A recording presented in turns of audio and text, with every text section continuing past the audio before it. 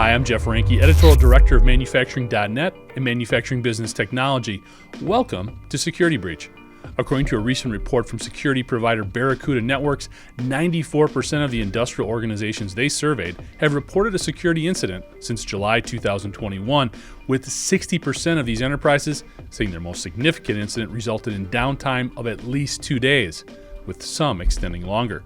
Couple this with previous data from IBM placing average recovery times at close to 3 months, and the financial and production losses alone, saying nothing of the potential IP and data losses resulting from these hacks, should be making buy-in from executives controlling the security investment funds a little easier to obtain. And as the number of IoT-related connections, software integrations, artificial intelligence-powered processes, and expanded automation applications continue to grow, the need for smarter OT security tools and strategies will continue to escalate in terms of priorities for manufacturer investment. Before we talk to our guest for this episode, we're excited to announce that Security Breach is being sponsored by Rockwell Automation. For more information on their cybersecurity solutions, you can go to rockwellautomation.com. And now it's my pleasure to welcome Pete Lund, VP of Products for OT Security at OpSWAT, a leading provider of cybersecurity and infrastructure defense solutions, to offer some insight on the latest threats and strategies related to OT security. Pete, thanks so much for joining us today. Kind of jumping right into it a little bit, maybe you can talk to us a little bit about some of the biggest OT vulnerabilities that you're seeing that hackers are just really gravitating towards and taking advantage of. Yeah, so no shortage of vulnerabilities in the OT space, and they're ever growing. But honestly, the biggest compromises that we see are often because of just people or process or misconfiguration. Oftentimes, OT has a very hard exterior. It might be, a company that's relied on an air gap for a long time, and now someone's, accidentally compromised that air gap, or the specialty nature of the equipment makes it very, very difficult to understand. But as OT becomes more like IT with things like connecting to the cloud and IoT, it's oftentimes very much user error, configuration based, or just kind of poor separation and segmentation are the main killers that are getting folks. It's less on the actual vulnerability side. So in those instances, are you seeing companies finding them in time, or does it typically take something bad happening for them to realize that some of these connectivity issues are taking place? It's a little bit of both. So the industry has had a strong focus on what we call, asset visibility or network visibility over the last, say, 5 years. U.S. utilities kind of being at the forefront with things like NERC-CIP.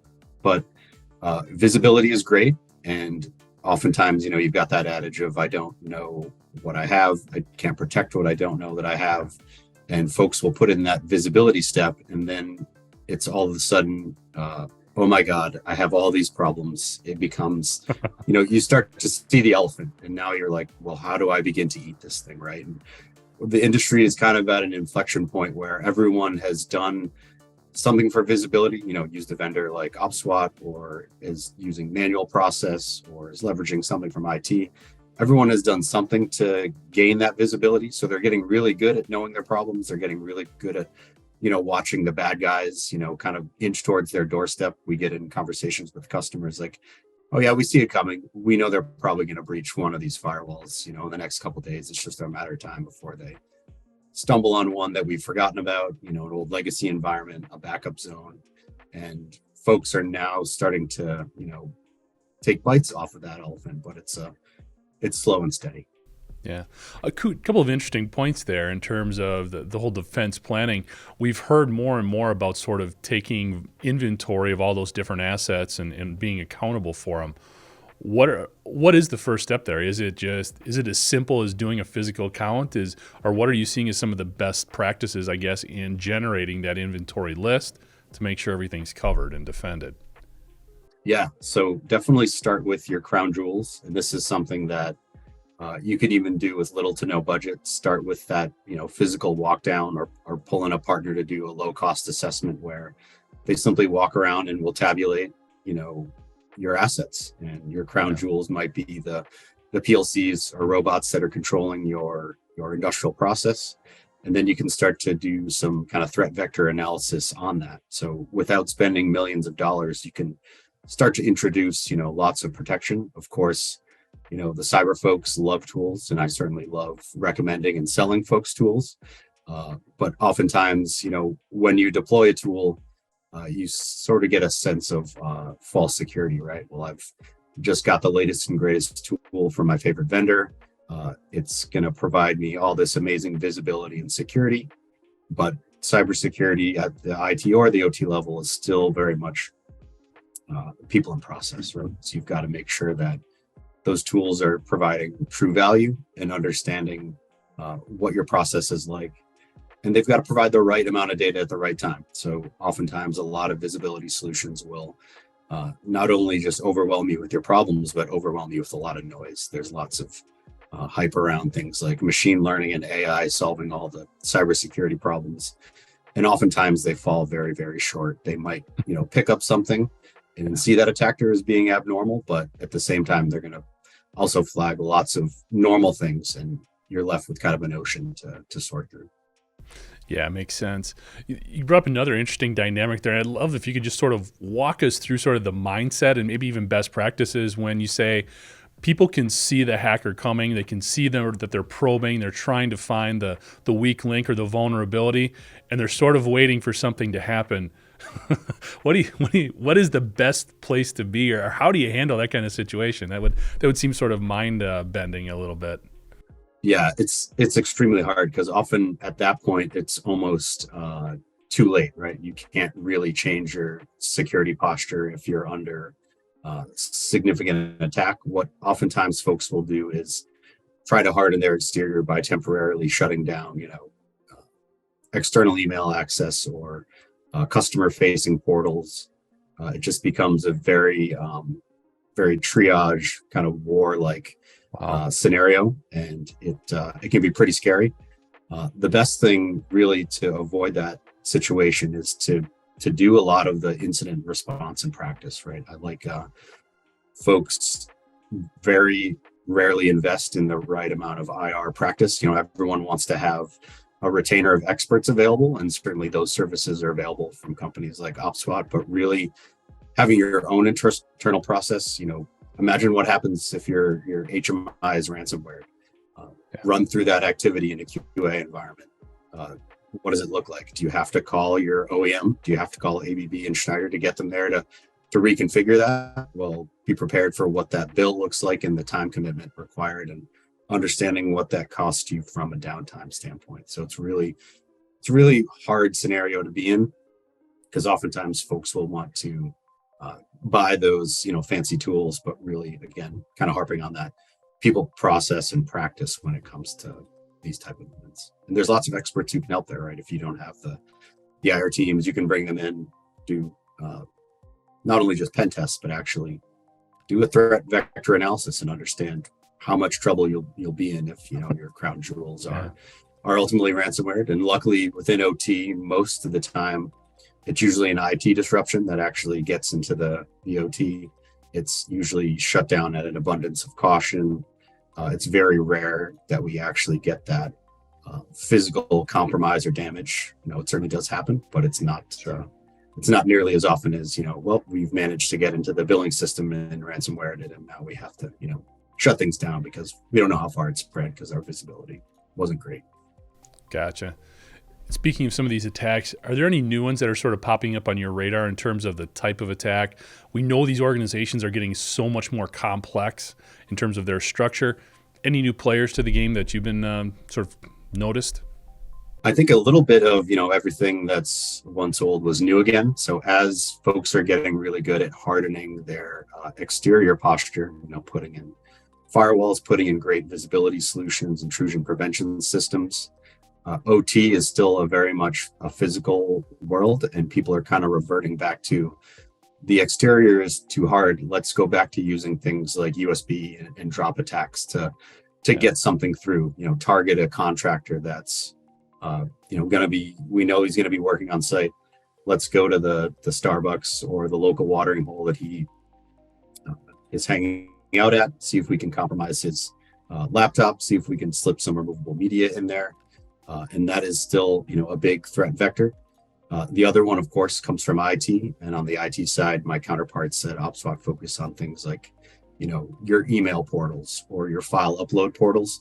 Those are still kind of wide open to the public and oftentimes don't have the right amount of control or kind of visibility and vulnerability detection, built in there.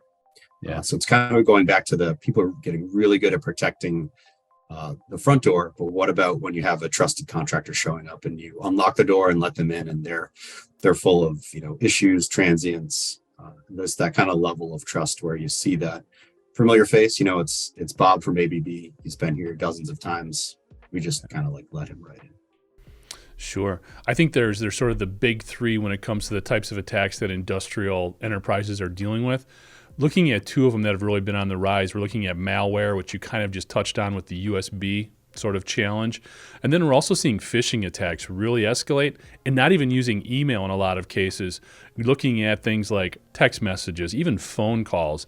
What are some of the things you're seeing as it deals with those two specific attacks? And maybe what are some best strategies that you might be able to recommend? Yeah, so definitely SMS. Myself kind of get them. Lots of folks trying to impersonate our fantastic CEO, texting me like, "Hey, Pete, it's Benny. I need your help." I'm like, "Yeah, I don't recognize this number," and he would have never caught me on this channel. But that's a great way where you can do some of the kind of deep link inspection, because ultimately the attackers are going to try to get you to click on a link or try to take some sort of action against something that's been weaponized. So you can do some kind of link reputation analysis and put in some of those systems in place that when a user does accidentally click on it, have things like CDR, where you can actually build up the content that they were accidentally clicking on in a safe way, or basically tell them, yeah, that link you clicked on isn't reputable and you're not going to be able to actually link to it, access it without contacting IT first. You kind of have to prove your ability. And then the other part is just putting posture checking and compliance tools on transient assets. So maybe it's people's cell phones, tablets, work from home computers or computers that are coming in and out of the environment. Make sure they have the right level of protection in place, because ultimately it's going to be the security of the device, which compromises the security of the whole, right? The third sort of big attack that the industrial enterprise faces is ransomware, obviously, and you touched on that before. So a couple of thoughts there. First of all, anything new you're seeing in terms of the types of attacks or some of the big players, and if you are hit with a ransomware attack, what do you feel is the appropriate response? Do you pay these guys? Do you hold out? What do you advise people to do? Yeah, so that's a fantastic topic. I think we finally did see our first very targeted ransomware attack on kind of deep ICS endpoints. So we saw actually an RTU that was running a very specialty version of Linux get ransomware. So that was some interesting things we've seen in kind of the forums. But by and large, it has not really made its way into the lower level of the Purdue model or the highly segmented segments. But certainly when and if it does happen, you've got to have a good backup posture, and that's part of that good IR and pen test strategy to make sure you have your good backups and they are stored in places offsite. Generally, I'm against ransomware payouts. It only continues to fuel their fire. And ultimately, you don't know if they're going to give you your complete data back or if they're just going to use it as a way to continue to have a stronghold in your environment. There's really oftentimes folks who are under-resourced, like oftentimes you'll see ransomware attacking folks like hospitals or state and local governments who really don't have the way post-payment to know that the bad actors or organization has truly been wiped out of the environment. They might give you your data back just with more backdoors in it, right? So you could just set yourself up for an infinite loop of having to pay them. Absolutely. Well, I tell you what, Pete, we've talked a lot about the bad guys. Let's talk about some of the good guys here. Maybe you can talk to us a little bit more. You've mentioned some of the programs that OpSWAT has, but tell us a little bit more about some of the things that you're doing for the manufacturing sector. Yeah, so what really excites me about working with our manufacturing customers is certainly there's lots of visibility solutions out there, but oftentimes most vendors you'll partner with, they offer a very good but a very point solution. And at OpSWAT, we're all about providing kind of security maturity across the board. So everything from that initial, how do I understand my visibility with our OpSWAT Neuralizer tool, which is fantastic, all the way to protective things like industrial firewalls and IPS systems, data diodes and unidirectional security gateways, really to harden that network side of the OT. And then we get into kind of threat prevention for OT, where we have great solutions for removable media scanning. And that's not really a point solution, but it's really helping customers make a workflow and policy around removable media, making it enforceable. So it's just not a scanner at the door that someone walks by. If someone happens to walk by it and skip it, we have the ability to actually stop and prevent that removable media from being used at all if it hasn't been qualified. Excellent. And then the great thing about OpSWAT is we also help on the IT side. We've got things like email security. Our multi-scanning and CDR technologies are used in many of those technologies that I've mentioned, as well as things like protecting, your AWS storage buckets, as well as just general backup strategies. So a tremendous offering. And on top of that, like I mentioned earlier, we have our OpSWAT Training Academy, but we also offer professional services and can help with things like assessments, SOC services, managed services. So really getting and partnering with customers to get them up in maturity. And working with all of those different enterprises that you do, I'd be curious to get your thoughts on sort of the topic of transparency. One of the things that I think could really help the industry overall is if people shared a little bit more information when they get hit, when they do get hacked, in terms of what happened, what route did the hacker take, what was the vulnerability, things like that. Others are very reluctant to do that for a number of reasons, which are also understandable. What's your take? Does the industry need to be more transparent? Would that be more helpful in sort of shutting down, or at least helping us become better defended against a lot of these bad actors? I think we could, ramp up the transparency a bit, but not go quite as far as, putting it on the front page of the Wall Street Journal. I know there's lots of good forums when you're in your specific vertical. So there's manufacturing forums, there's, electric utility forums. There are ways to do information sharing among those groups, but generally it's around, emerging threats or, countries to worry about, nation states that folks are tracking. Oftentimes the details of the compromise are not allowed to be shared, specifically sometimes by your cybersecurity insurance provider. They'll put limits on and gag orders on what you can say. But folks do talk in the right forums, and I think we could probably move a few notches forward carefully there.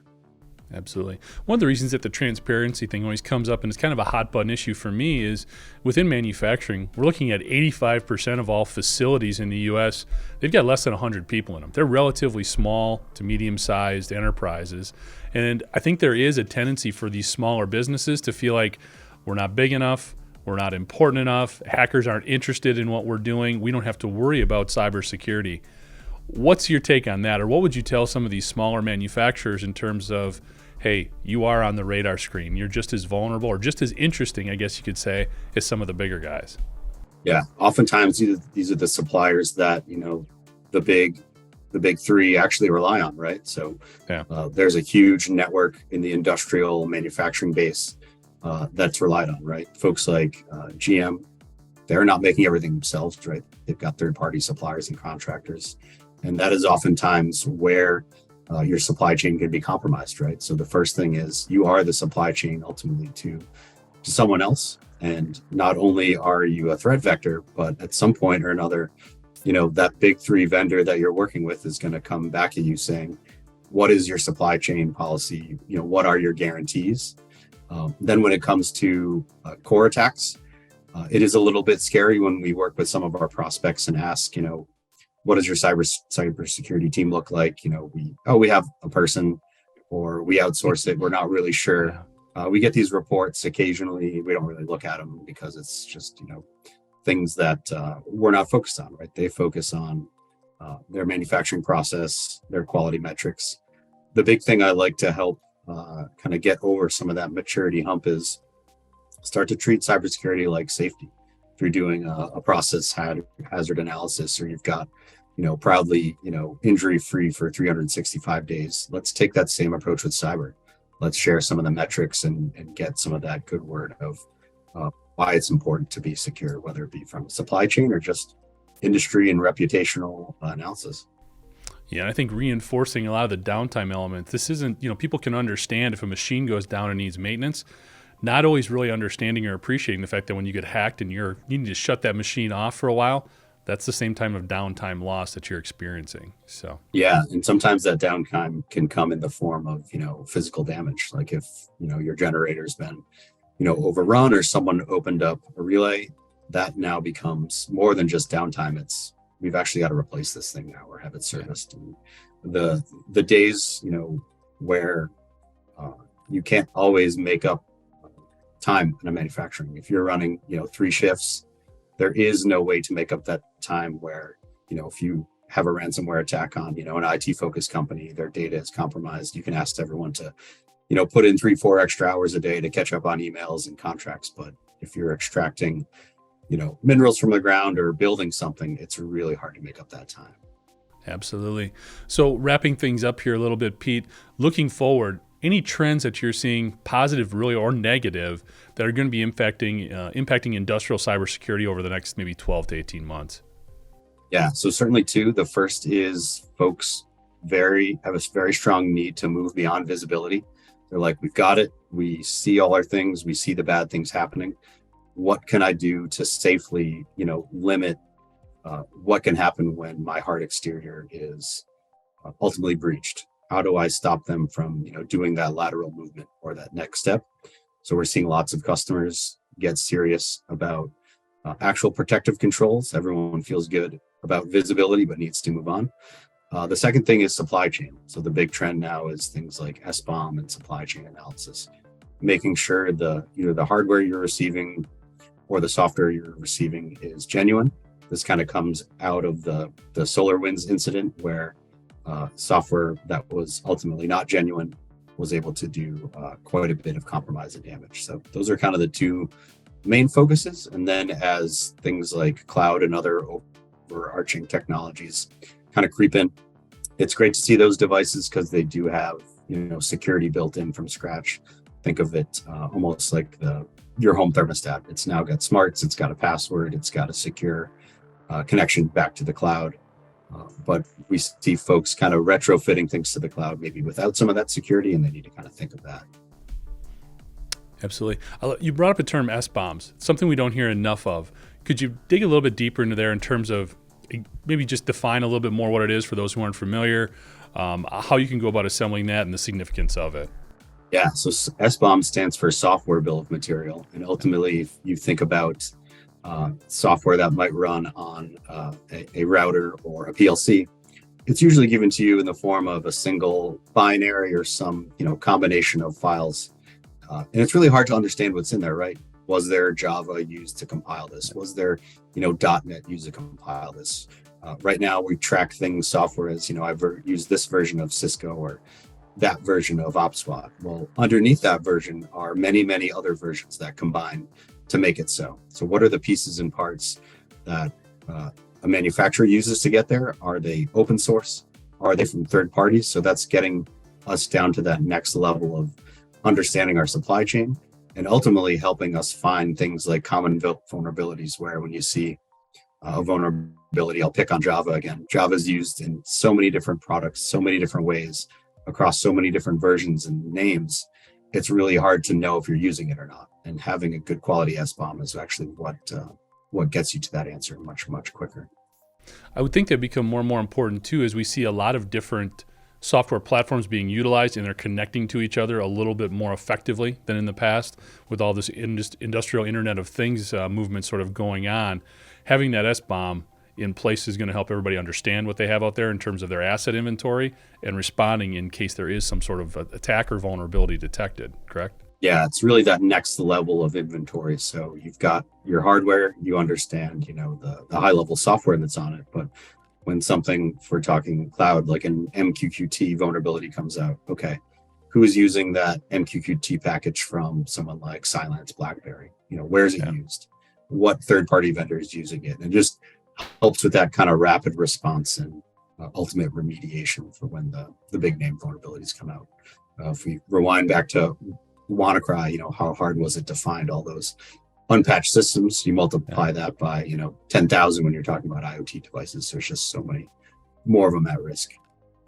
Thanks again, Pete. And for more information on the work OpSWAT does, you can go to www.opswat.com. That's OPSWAT.com. Thank you for joining us today. And to catch up on past episodes, you can go to manufacturing.net, IEN.com, or mbtmag.com. You can also check Security Breach out wherever you get your podcasts, including Apple, Amazon, and Overcast. And if you have a cybersecurity story or topic that you'd like to have us explore on Security Breach, you can reach me at jeff@ien.com. For Pete Lund, I'm Jeff Ranke, and this is Security Breach.